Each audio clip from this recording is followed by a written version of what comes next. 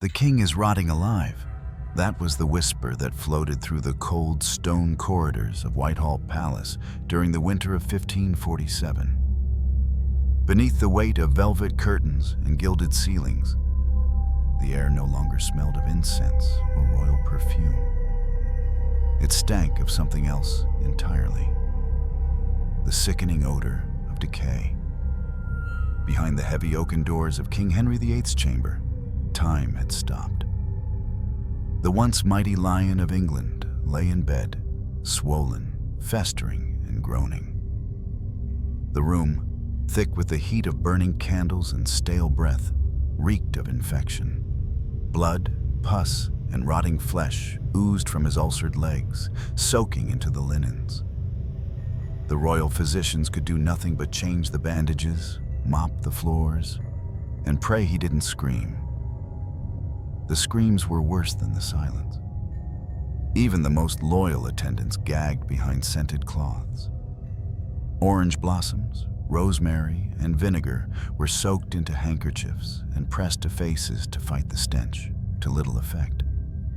Some claimed it smelled like spoiled meat. Others said it was closer to death itself. Doors and windows were flung wide open, despite the biting January frost. The king's bedroom became an unnatural mix of winter chill and decomposing warmth. Those who entered the room often exited pale and trembling. One courtier reportedly vomited in the hallway after just a few minutes by the king's side. But none dared to complain. To serve the king, even as he melted into the mattress, was still an honor. Or so they told themselves. Henry VIII, the man who had once towered over his court in shining armor, was now barely recognizable. His body had betrayed him. His wounds refused to heal. His flesh festered in real time. And yet, what was more disturbing than the physical rot was what it symbolized. This was not just a man dying.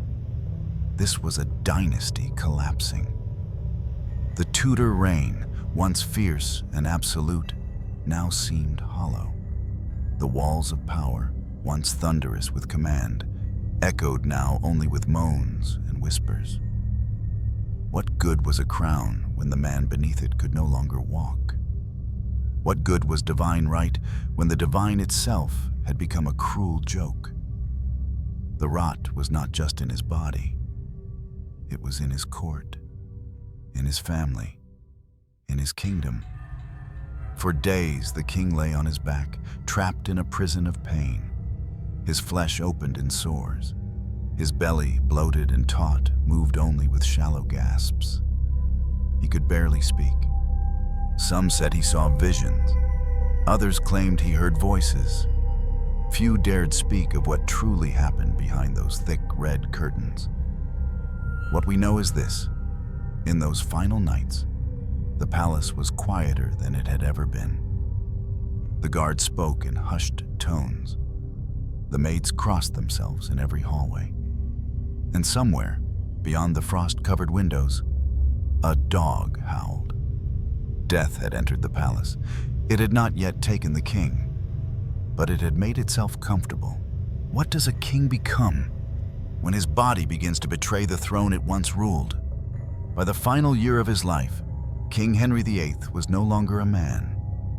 He was a grotesque monument to suffering, trapped in a body collapsing under its own weight. A body once hailed as divine, now reduced to ruin. His transformation had not come overnight. It was slow, relentless, inescapable. At the age of 17, Henry had been the embodiment of Renaissance vigor. Athletic, handsome, charismatic. He jousted, danced, hunted. His presence lit up the court like a sun god in flesh. But now, that flesh sagged and festered. By 1547, he weighed nearly 400 pounds, over 180 kilograms. His chest heaved with every breath. His legs, once muscular and swift, were now swollen pillars of agony. His infamous leg ulcers, chronic, festering, and possibly infected with gangrene, refused to heal. Each step was torment, so he stopped walking. He couldn't climb stairs. He couldn't stand unaided. He couldn't even sit down without being hoisted by a mechanical contraption, a crude, pulley-based device built into his private chambers. Attendants had to maneuver his massive frame onto chairs and beds as gently as possible, so as not to tear open the delicate skin that covered his lower limbs. The ulcers emitted a pungent, purulent discharge, yellowish-green, streaked with blood, thick with decay. The bandages had to be changed multiple times a day, and even then, they quickly became soaked and heavy. The odor, described in court documents and private letters, was unbearable. His belly, grotesquely distended, made it impossible to lean forward. He was forced to recline nearly all day, propped up by pillows, tended by a small army of physicians and servants, none of whom could meet his eyes for long. Then there were the eyes themselves, bloodshot, glossy, ringed with yellow, as if jaundice had claimed them. They looked out from sunken sockets, surrounded by loose folds of flesh. They flickered in and out of focus. Sometimes they stared, sometimes they twitched, and sometimes they closed for hours, only to snap open with a hoarse gasp, as if dragging his soul back from some otherworldly abyss. His breath was foul, not the ordinary odor of illness, but something deeper, more sinister. Contemporary accounts mention a sweet rot on his breath, like decomposing fruit laced with bile. Modern medicine might point to liver failure, advanced diabetes, or sepsis as the culprit. In his time, it was simply the breath of death. Beneath the skin, his organs were failing, one by one. Today, doctors speculate he suffered from type 2 diabetes, aggravated by decades of overindulgence. His rich Tudor diet, heavy in meat, sugar, and alcohol, had ravaged his system. Gout, once called the King's disease, had set fire to his joints. Osteoporosis left his bones fragile and pained. Liver disease, likely brought on by excessive drinking and chronic infections, yellowed his skin and left his mind clouded. And yet, even through this, Henry remained king. Attendants still knelt at his bedside. Ministers still whispered counsel at his feet. Letters were still sealed with his name. The illusion of control endured, even as the vessel of that control collapsed. Perhaps the most tragic detail of all was that Henry, in moments of rare lucidity, knew what he had become. There are reports of him weeping, not in front of others, never in public, but in the silence of his bedchamber, when only the flicker of a candle bore witness. His sobs were said to shake the headboard, not out of physical pain, but from something deeper: shame. This was a man who had executed friends, wives, and enemies alike for weakness. Now he could not wipe himself after relieving his bowels. This was a man who had forged a new church to defy the Pope. Now he could not walk to the altar. This was a man who once danced for hours without pause. Now, he had not left his bed in weeks. His body had become a cage, his flesh a tormentor. The very thing that had once given him power, his strength, his presence, his imposing figure, had become his undoing. And the court around him, once filled with celebration and ceremony, had become little more than a mausoleum in waiting. Every day was a ritual of rot. Servants carried bowls of scented water to clean him. Linen cloths were used to dab the sores, but they only spread the infection. His undergarments, once regal, were now stained with bodily fluids. Even his royal robes were abandoned for soft gowns and sheets designed to ease pressure on his skin. The bed, once a symbol of Tudor splendor, now groaned under his weight. At night, the sounds of his agony filled the halls. Whimpers, gurgles, the rustle of sheets as he tossed, trying in vain to escape his own body. Some claimed he begged God for mercy. Others said he cursed the heavens. Either way, none doubted.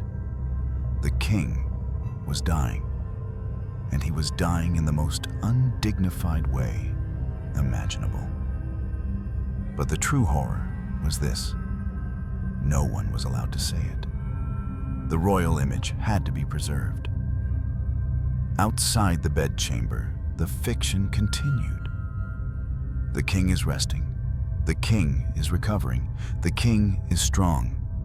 But within those four walls, everyone knew the truth. The body of Henry VIII was no longer just failing.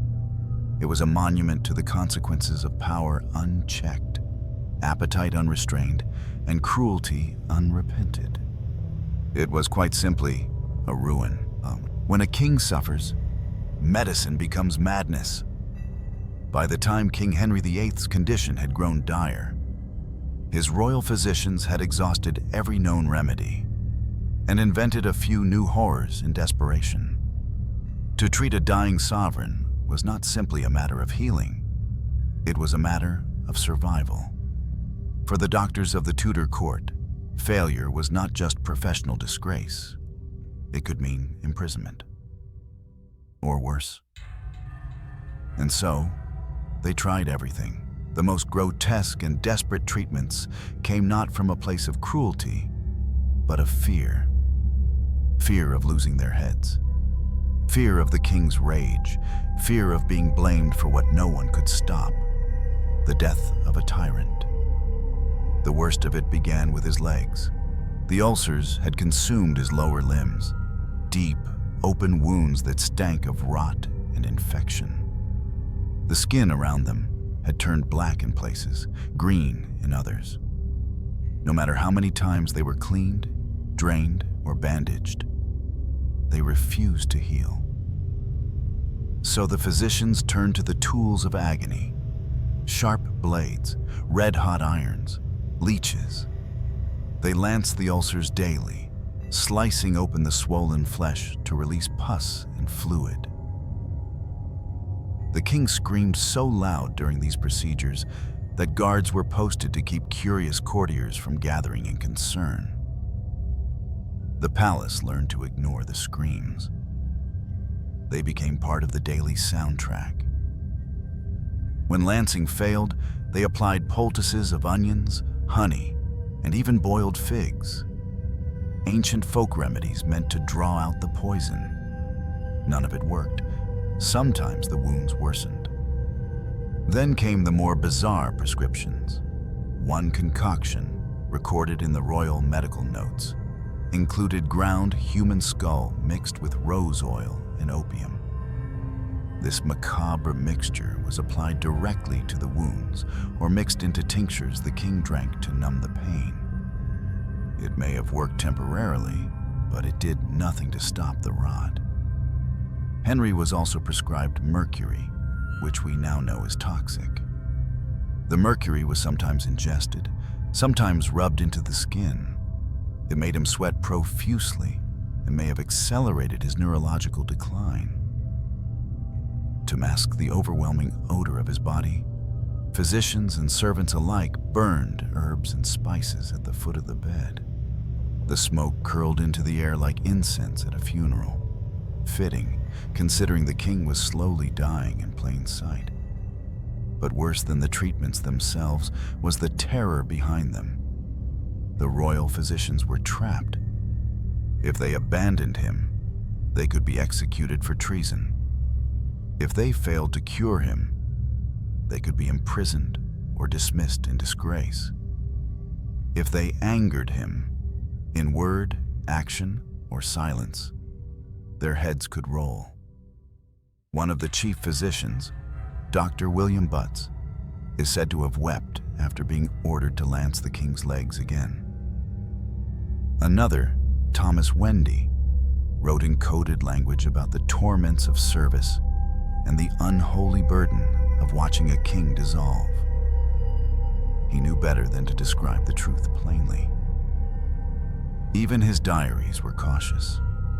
One infamous treatment involved applying a mixture of animal dung and vinegar directly to the open wounds, a bizarre blend meant to purify the blood.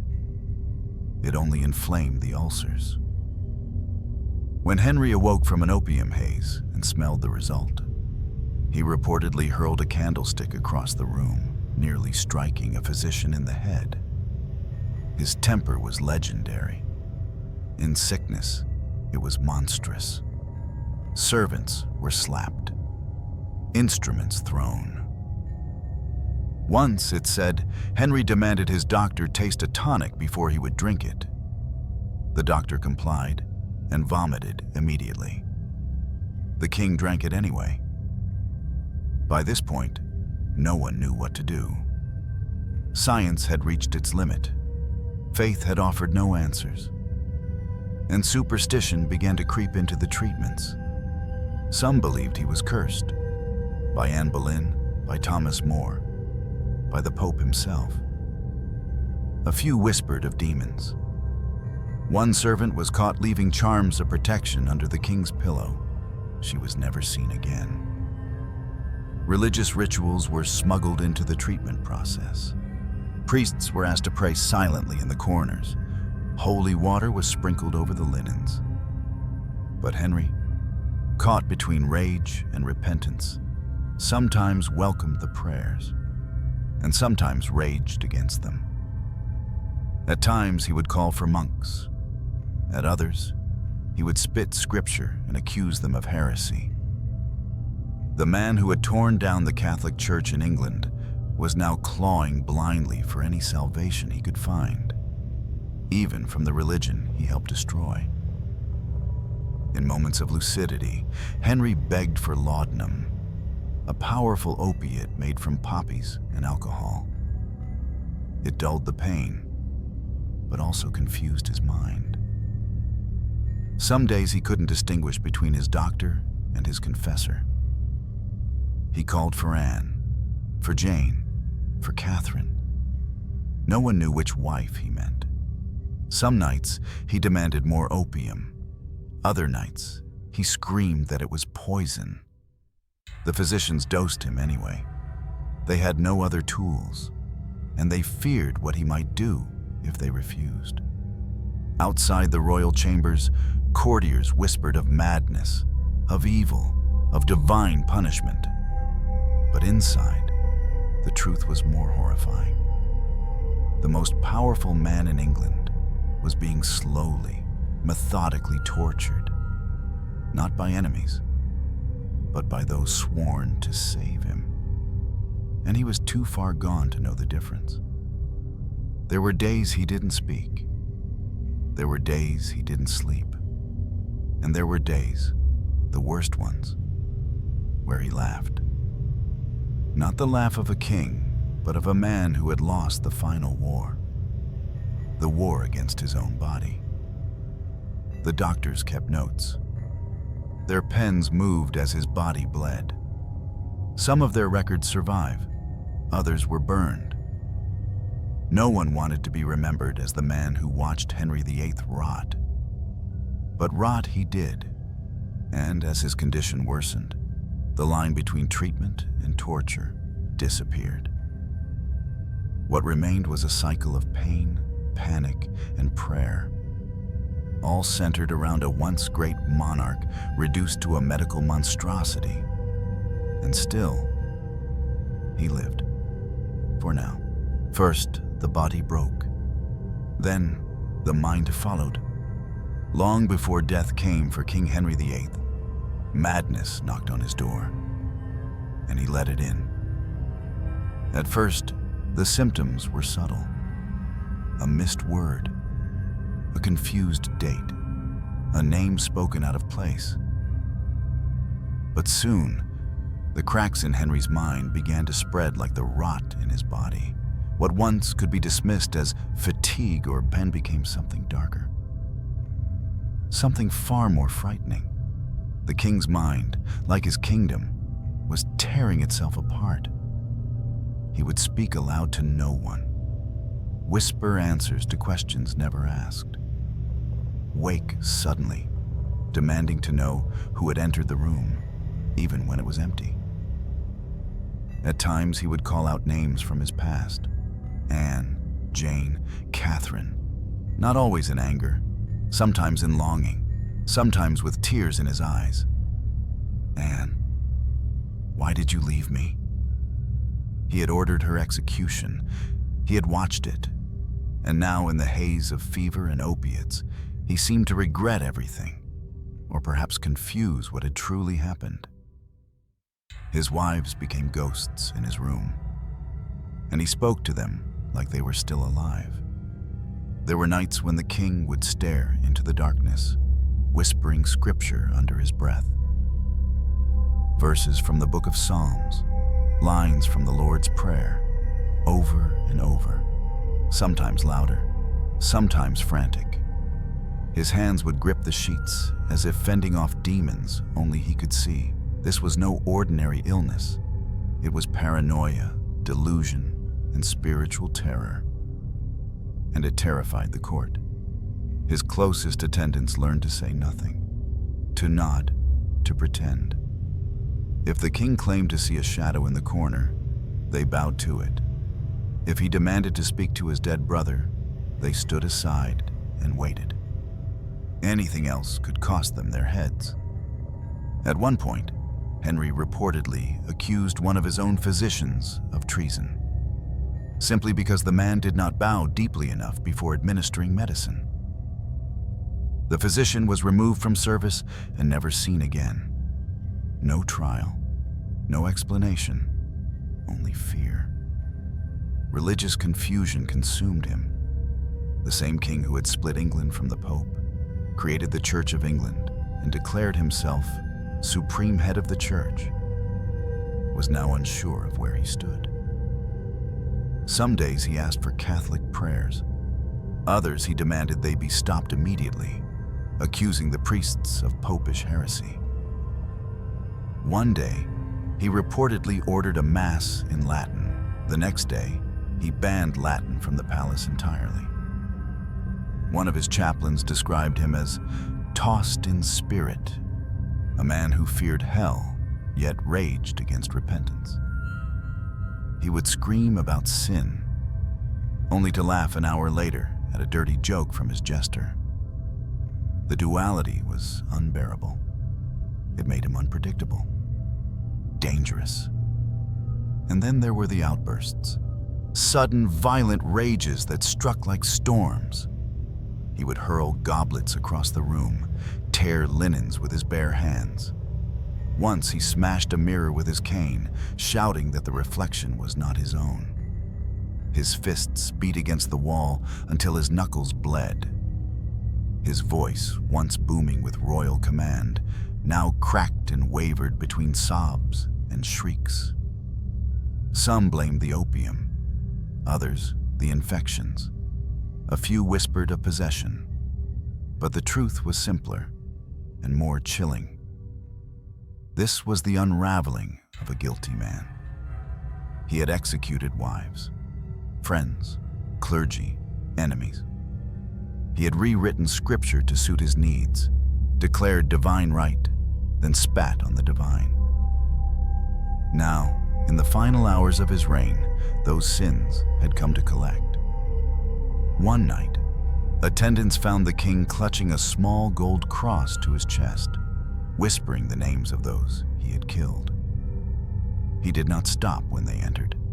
He did not notice they were there. He rocked slowly, murmuring, "Forgive me, forgive me, forgive me." When the pain returned, as it always did, the madness became worse.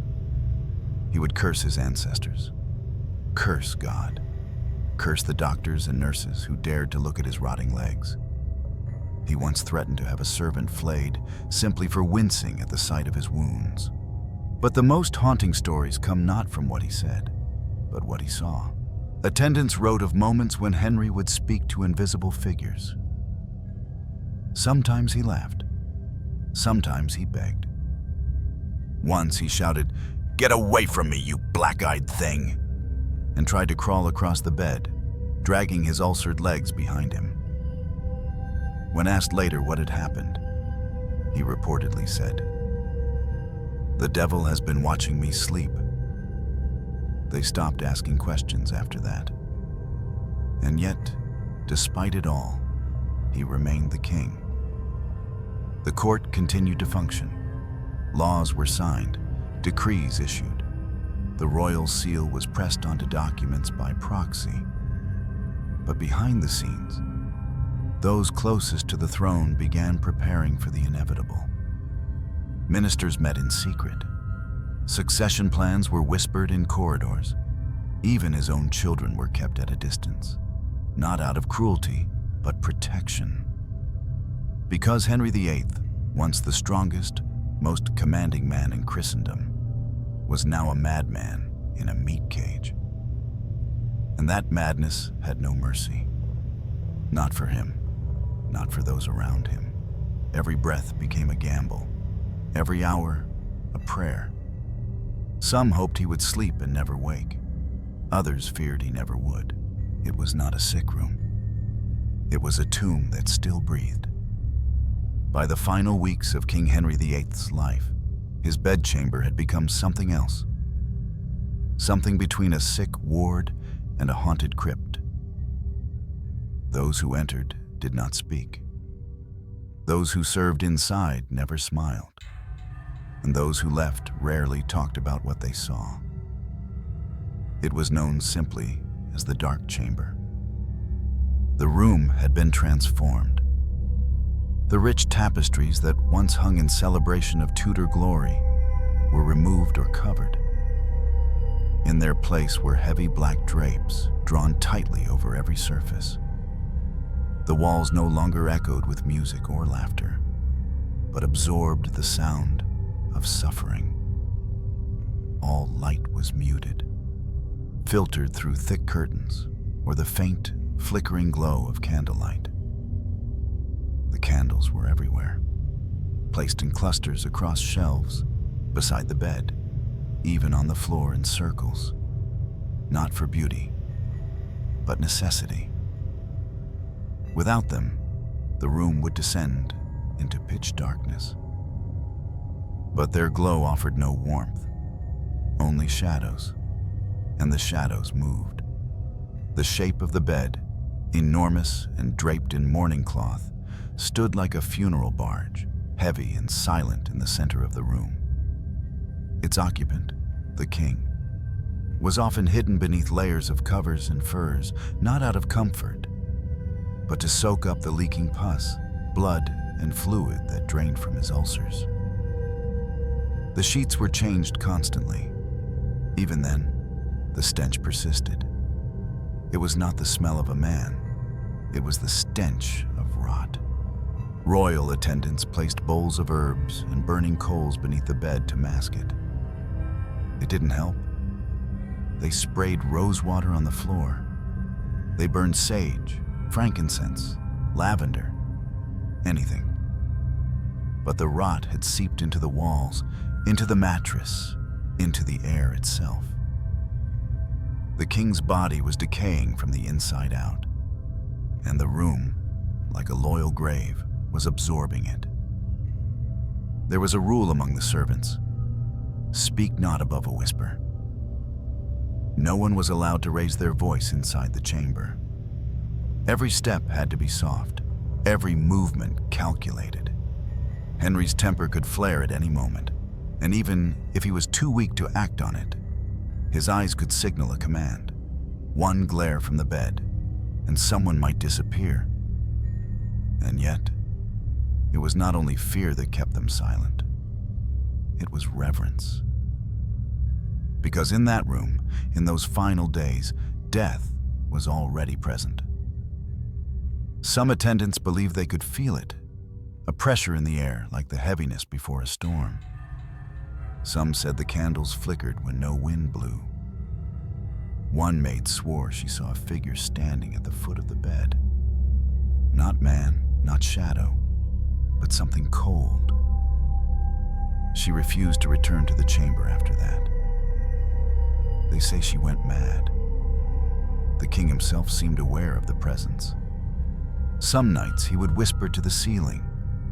Other times, he would suddenly stop speaking mid-sentence and stare at the far wall. His eyes would widen, his mouth move silently. Then he would weep. And in those moments, the entire room held its breath. The groans from the bed were the only sound. Henry's breathing had become erratic, long pauses followed by wet gasps. He moaned more than he spoke. He cursed in his sleep. Sometimes he screamed. But the most unsettling were the moments of silence, broken only by the subtle drip of infected fluid hitting the floor. The physicians came and went in grim procession. Some stayed only minutes, others hours. But none lingered longer than necessary. They would bow, lift the sheets, whisper among themselves, then disappear down the corridor with pale faces and shaking hands. And always, the eyes of the king followed them, eyes sunken, rimmed with yellow, eyes that had once terrified nations, now sunken into a bloated skull. But still watching, still judging, still demanding loyalty, even as the body beneath them unraveled. One night, the silence broke. It was winter, the coldest night of the year. The fire had died down. A thick frost had crept onto the inside of the windows, etching strange patterns like spider webs. The candles flickered low, and from the bed came a long, low moan. Not of pain, but of something deeper. Grief. Regret. Then, a bell toll. Not from the chapel, not from any servant, but a single echoing chime, as if rung from within the room itself. Attendants froze. The king opened his eyes, spoke a single word. Edward. His son. Then he closed his eyes again. The bell was never found. But after that night, the servants began wearing crosses beneath their uniforms. The physicians carried holy medals. No one entered the chamber alone anymore. And still, he lingered. Each day, a little more of him vanished. His voice weakened. His breath shortened. The ulcers grew, but his mind, erratic as it was, refused to let go. Some thought he was waiting for something. Others believed he was afraid. Afraid to die, afraid to face the sins that awaited him on the other side.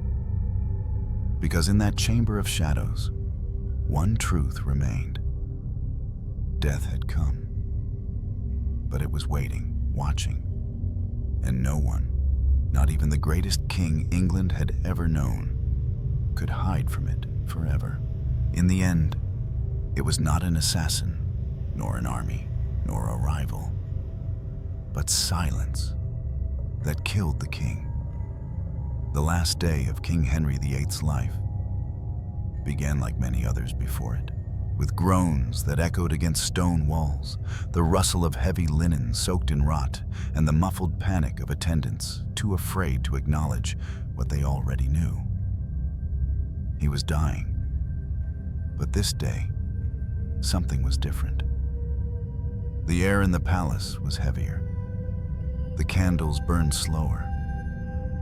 The wind outside seemed to moan through the ancient towers, like a morning choir for a soul not yet departed. Henry had barely stirred that morning. His breathing was shallow. His skin, once flushed with fever, had turned a waxy yellow. His fingers were cold, the tips tinged with a sickly purple.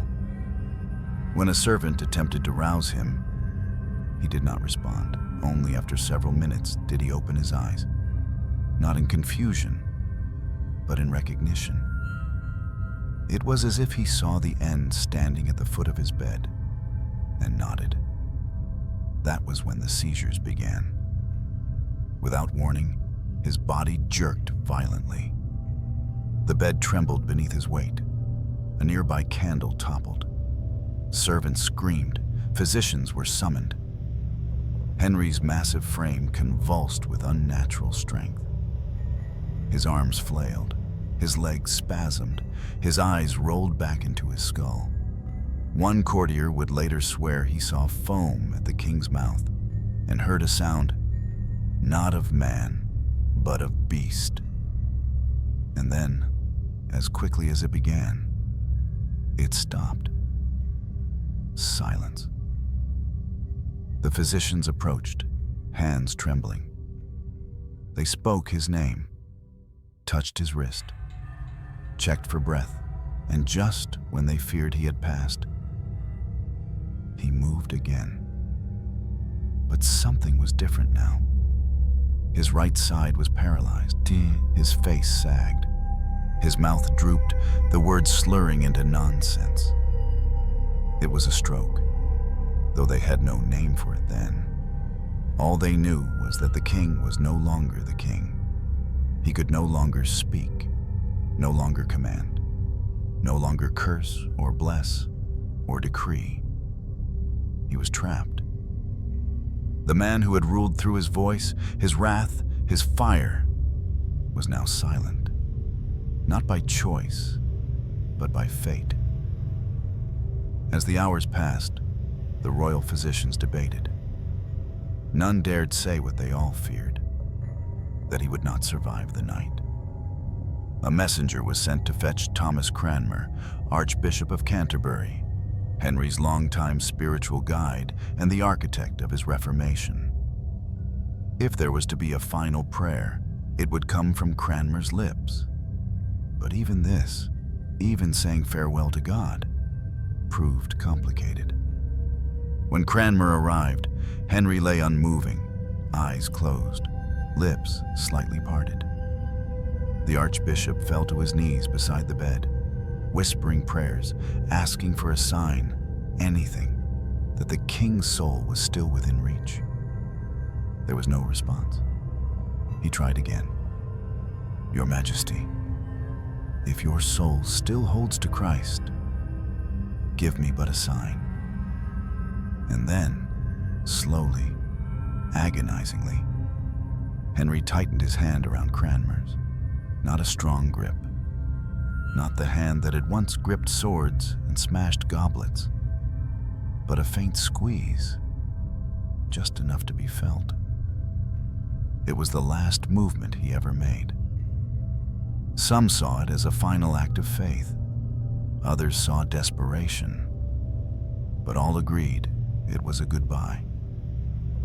Shortly after, King Henry VIII died.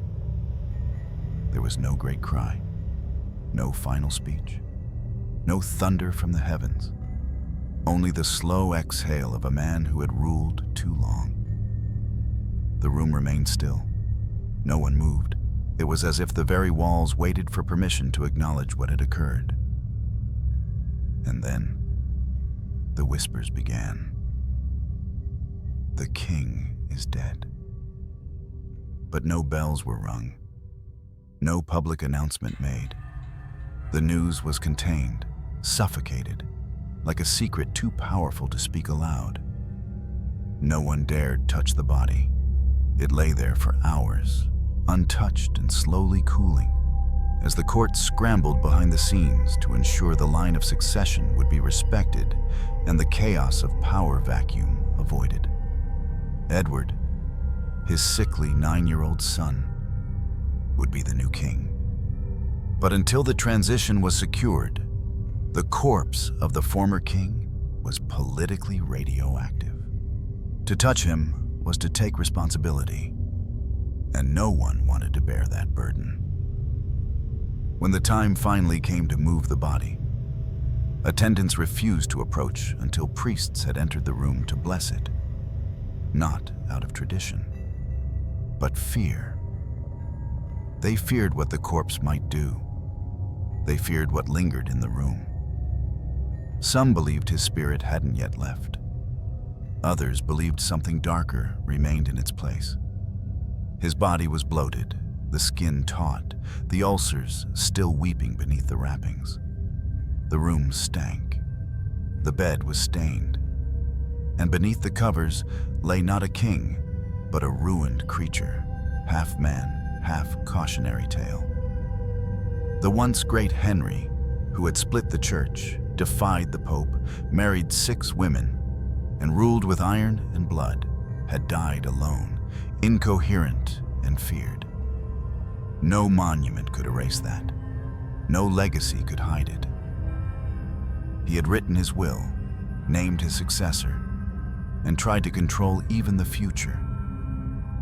But in the end, he could not command his own flesh. He could not prevent the silence. The final blow was not a sword, not betrayal, not divine judgment.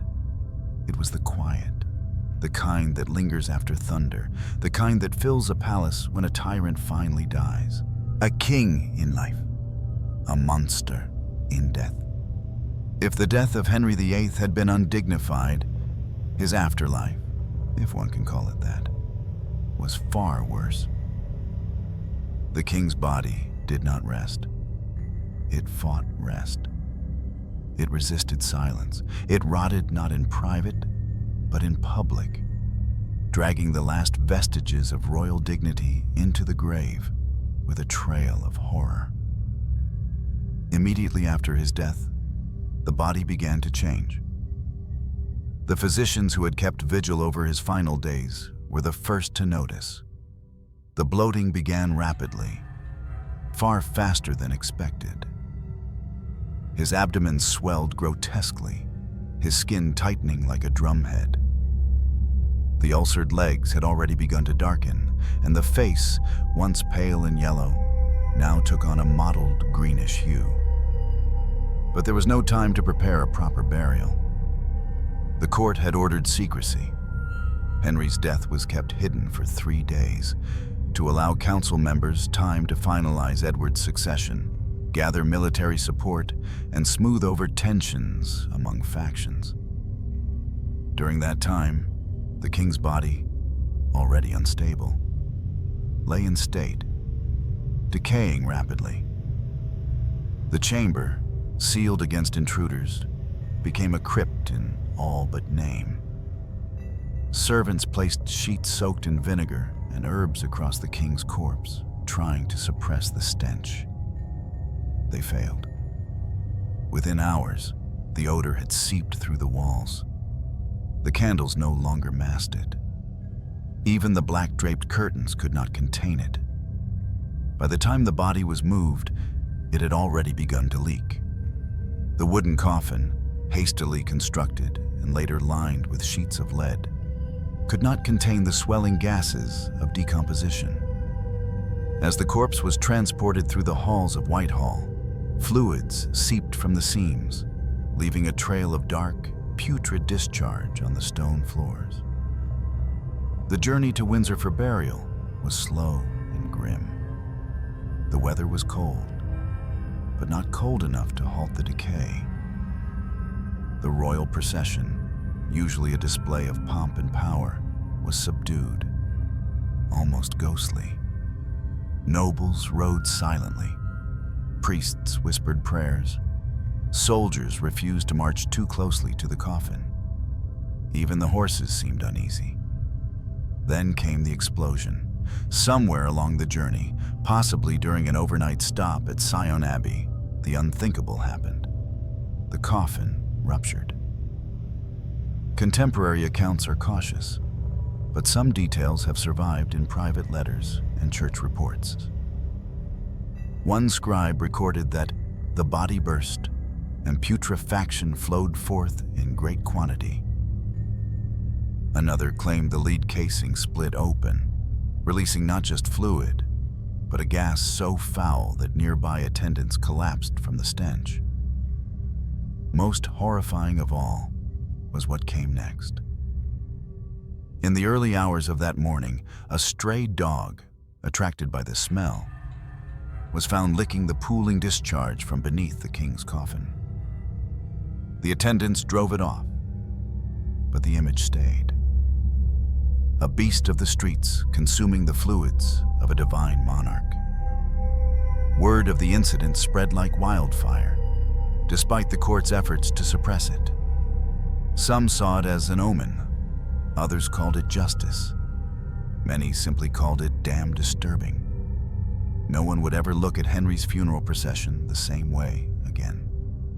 When the body finally reached Windsor, it was too unstable to display. No final viewing, no grand eulogies over an open casket. The king was buried quickly, almost hastily, in St. George's Chapel. Beneath the floor in a tomb originally built for Cardinal Wolsey, the very man Henry had destroyed decades earlier. The irony was lost on no one, and yet the indignity did not end there. The tomb was never completed, the grand effigy never installed. The planned white marble sarcophagus, adorned with angels and golden scripture, remained unfinished in storage, abandoned after Henry's death. To this day, Henry VIII lies beneath a simple stone, no different from countless others in the chapel. A man who ruled with a godlike ego now rests in anonymity. But the final insult was not stone or silence, it was artifice. Knowing full well that the true image of Henry VIII, bloated, burst, and leaking, would forever tarnish his legend, the court commissioned artists to repaint his death, not as it was, but as it should have been. A peaceful king, eyes closed in divine grace, the skin unblemished, the hands folded over a Bible, an angel at his side, a glowing aura of sanctity, a lie, painted in oils, hung in palaces, passed down for centuries. The real Henry died surrounded by rot, fear, and silence. But the world was shown something else, something clean, something holy. Thus began the myth of the majestic death, a mask placed over the corpse, just as the lid was nailed to the coffin. But whispers persisted. The dog, the burst, the fluids, the smell. And perhaps, in some strange way, this became the most fitting legacy of all. Not gold, not banners, but putrefaction. Because the truth was simple and horrifying. Even in death, Henry VIII could not be contained. His body defied the coffin. His stench defied the palace. His legend defied history. But not in triumph, in corruption. He had lived as a king. He died as a warning. Even dead, the king held court. The moment Henry VIII took his last breath, England entered a dangerous limbo. The throne was empty. The crown was waiting. And the corpse, bloated, leaking, still warm, became more than just a body. It became a battleground. In that silence between death and declaration, those closest to power moved quickly, quietly, and ruthlessly. Because the death of a monarch isn't simply an event. It's a crisis. And crises attract predators. The first and most urgent decision was one of secrecy. Henry's death could not be made public, not yet. Too many variables remained unresolved.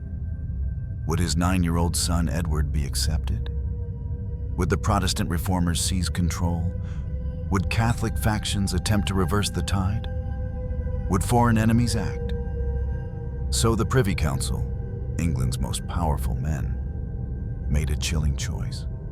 They would lie. For 3 full days, while Henry's corpse lay in private decomposition, the realm continued as if he lived.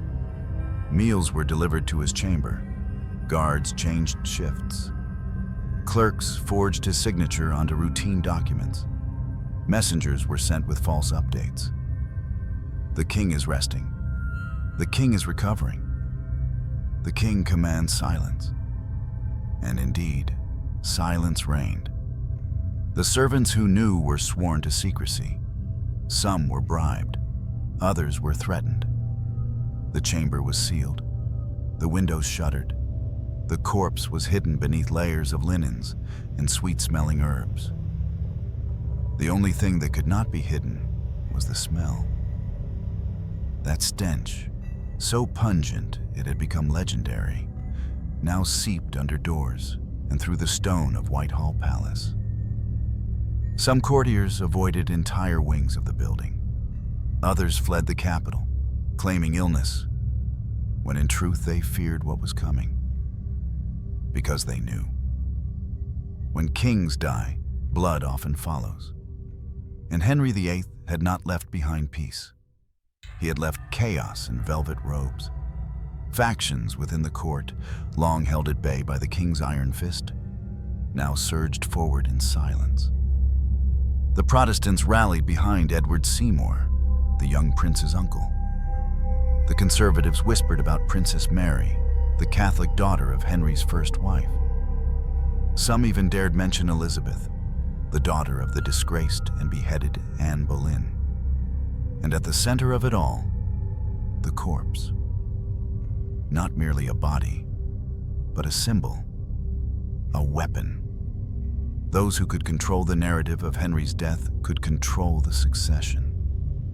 And so the battle was not fought with swords, but with documents, secrets, and funerary rites. The Privy Council ensured the boy Edward was safely secured, flanked by loyal guards. They drafted Henry's will into law. They locked down the royal treasury, sealed the crown jewels, and issued preemptive orders for the arrest of suspected traitors. But even as these moves were made, the corpse remained in play. No one wanted to move it. No one wanted to touch it. But everyone wanted to control how it was seen or not seen by the people. They debated whether to display it in a grand public ceremony. Some argued it would preserve Henry's legend. Others, wisely, objected. The body was in no condition to be seen. It had swelled, cracked, and leaked. Even beneath a heavy lid, it was likely to smell. It might even rupture again. In the end, they decided to bury quickly, but with great ceremony. Even the funeral became a performance, not of grief, but of power. A vast, carefully staged event was held at Windsor. The streets were lined with soldiers. The clergy recited rehearsed prayers. Nobles bowed. Foreign ambassadors were kept at a distance. All the while, the real story, the frantic negotiations, the rotting corpse, the invisible war, remained behind closed doors. Even the burial site was a political choice. Henry was not buried in a completed tomb of his own. He was laid in the unfinished vault built for Cardinal Wolsey, the very advisor he had destroyed decades earlier. Symbolic revenge? Unfinished business? Or simply an act of political expedience? The answer is lost to history. But the symbolism remains. And then, there was the rewriting. Almost immediately, chroniclers were summoned to reframe the death. The king, they wrote, died peacefully, surrounded by love, strength in his eyes, faith in his heart. They scrubbed the records, the vomiting, the screaming, the bursting coffin, the dog. All of it was replaced with grace and divinity. The artists followed suit. Portraits of the dying king began to appear, radiant, majestic, haloed in gold light. These paintings, often commissioned before his death, even became public, served not as history, but as propaganda. Because the truth was dangerous. The truth was, the kingdom had trembled in fear of a corpse. That corpse had shaped policy, delayed announcements, forced alliances, manipulated ministers, and in some cases, even saved lives. A courtier who had fallen out of favor was spared execution because no one remembered to carry out the order in the chaos of Henry's death. A bill of confiscation was never signed because his hand could no longer hold a pen. A bastard child was quietly removed from court because no one wanted to raise the subject of lineage during the crisis. The king's body, even in putrefaction, still cast a shadow across the land. And for those 3 days of secrecy, it ruled England more effectively than he had in years. Then came the silence.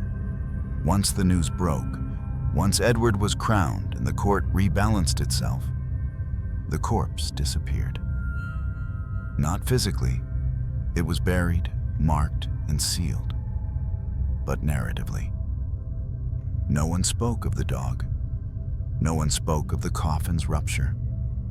No one dared whisper about the priest who refused to touch the king's bloated hand. And so, the lie was sealed into history. But beneath the stone at Windsor, in that dark, unfinished vault, the truth still sleeps. And maybe it always will. Some legacies are not carved in marble, but in blood, debt, and ruin. Henry VIII died in January 1547. But he did not leave peace. He did not leave triumph. What he left behind was a kingdom splintered, a court traumatized, and a legacy so entangled in contradiction and decay that even now it reeks of unresolved power. This was the man once hailed as defender of the faith, who would later burn that very faith to the ground. The man who established a new church, not for reform, but for divorce. The man who crowned himself supreme, only to die in shame, secrecy, and the shadow of rot. And it all showed, not just in his body, but in what he left behind. A nation drenched in debt. At the time of his death, England was broke. Henry had drained the royal treasury with wars against France and Scotland. Conflicts that gained little but glory and graves. His lavish lifestyle, his palaces, his tournaments, his court, all had bled the coffers dry. In the last years of his reign, he debased the coinage, reducing the silver content to inflate value artificially. The result? Massive inflation, economic instability, public resentment. The common people suffered most, paying higher prices for bread and cloth, while nobles scrambled to secure lands confiscated from the church. Henry had seized monasteries, stripped cathedrals, and melted down sacred relics, not out of theological principle, but to fund his bloated rule. And still, it wasn't enough. By the time his son Edward ascended the throne, England was on the brink of financial collapse, ruled by creditors, factionalism, and fear.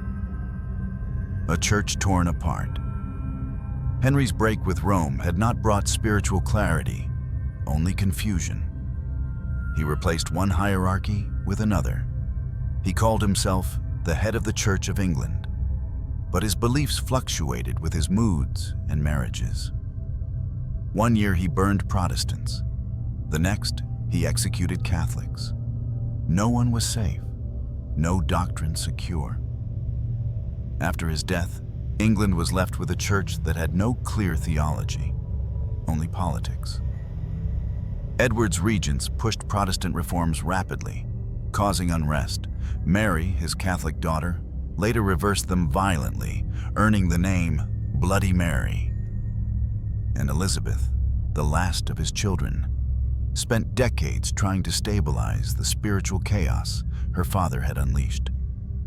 Even today, The Anglican Church bears the scars of Henry's indecision, neither fully Protestant nor fully Catholic, forged not in faith but in royal lust and ambition. A court bathed in blood. Henry's court was a parade of executions. He killed 2 of his 6 wives.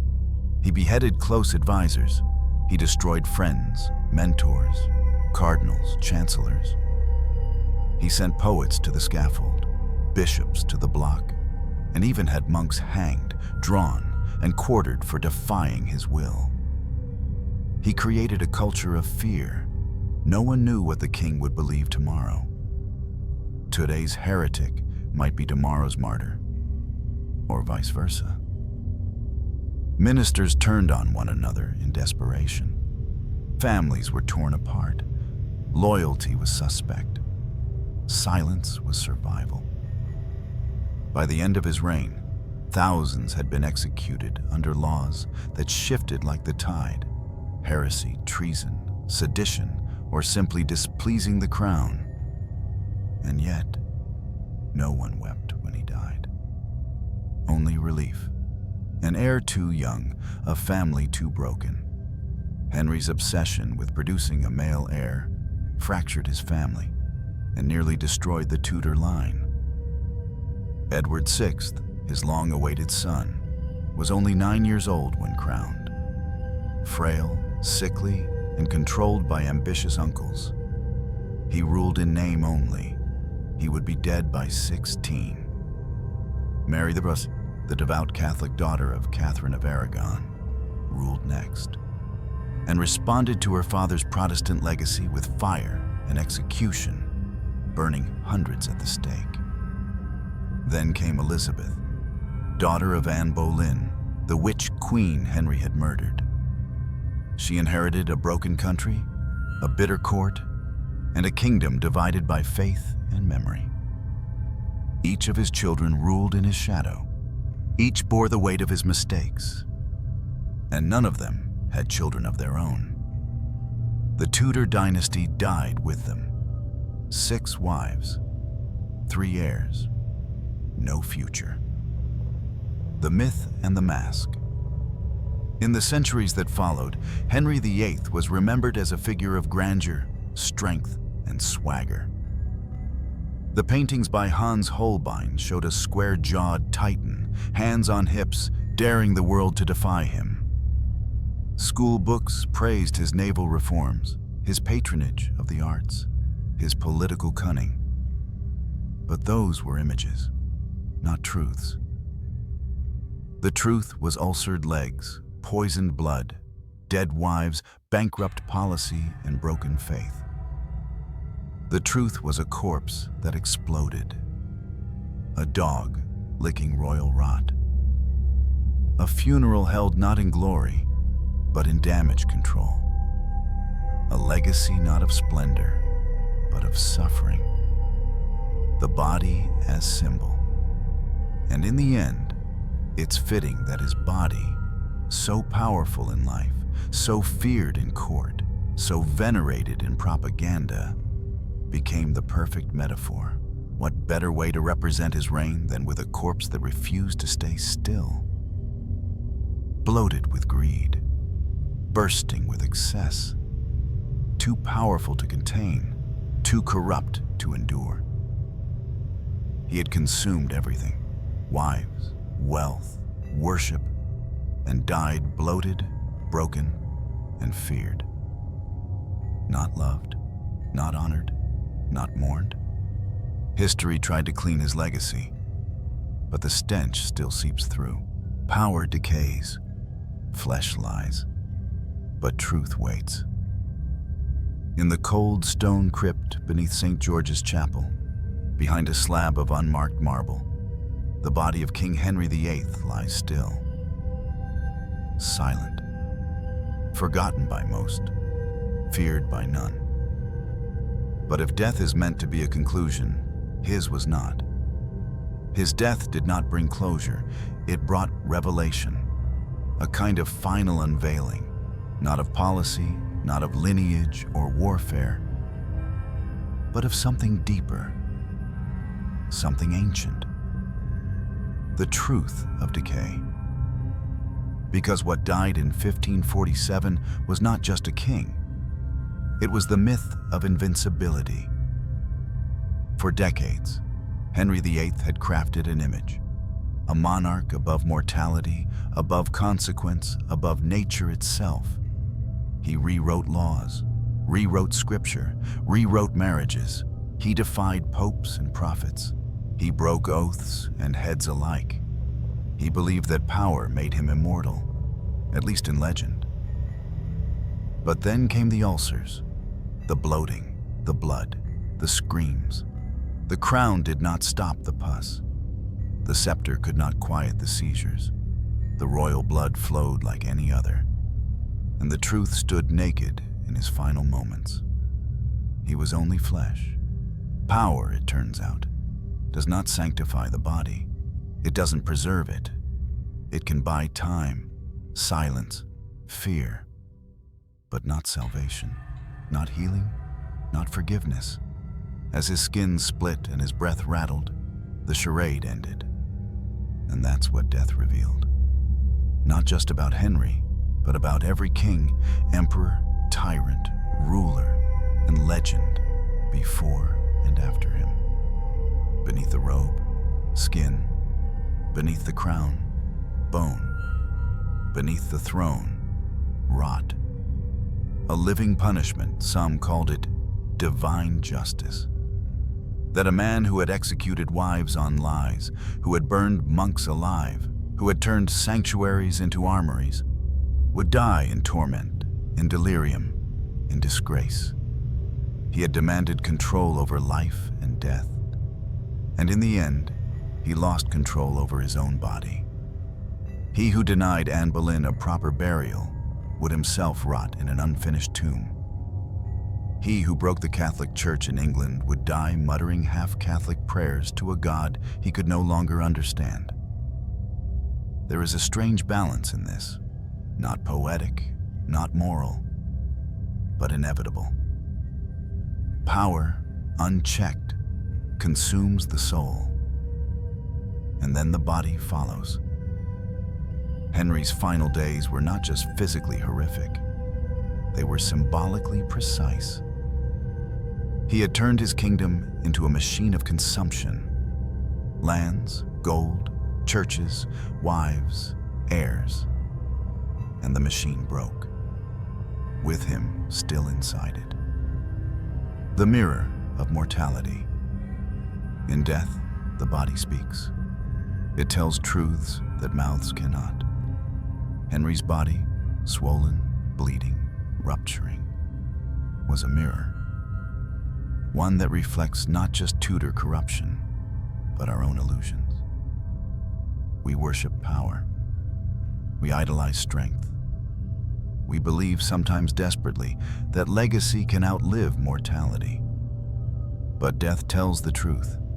It shows no favoritism, no immunity for royalty, no protection for tyrants, no preservation for the powerful.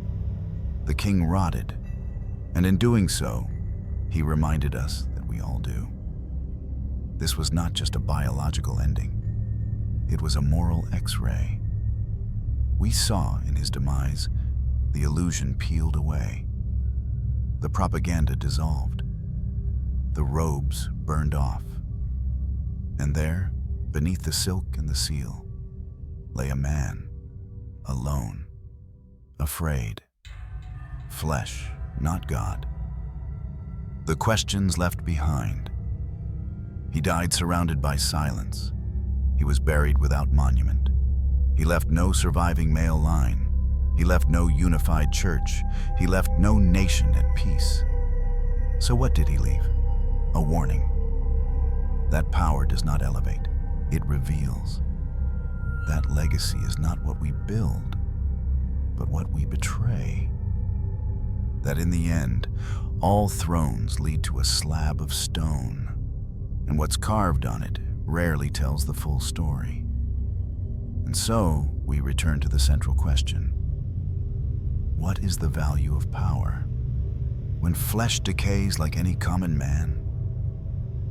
It's a question history still avoids.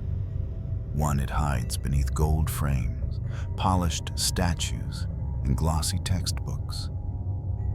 But the corpse of Henry VIII still answers it. In silence, in darkness, in rot. And that answer is simple. None. Unless that power served mercy, unless it served truth, unless it served more than the man who held it. The final image, picture it. A rotting crown, a burst coffin, a dog licking at spilled blood, a lie painted in oil hanging in a palace, and a voice, not of God, not of king, but of decay itself, whispering, this too is power.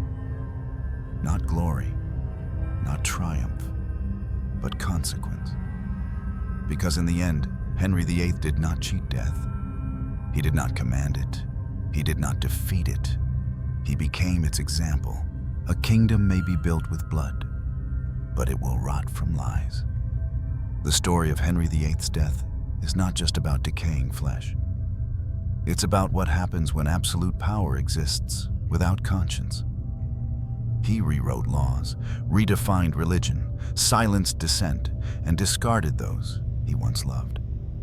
Yet, in the final hours, no crown could stop the ulcers, no title could restore his mind, and no army could delay the inevitable decay of his body.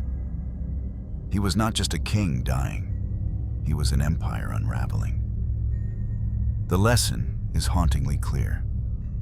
Power can command obedience, but it cannot command grace. Legacy is not carved into stone, but into memory, and memory holds on to the truth. What makes this story unforgettable is not the horror, but the honesty.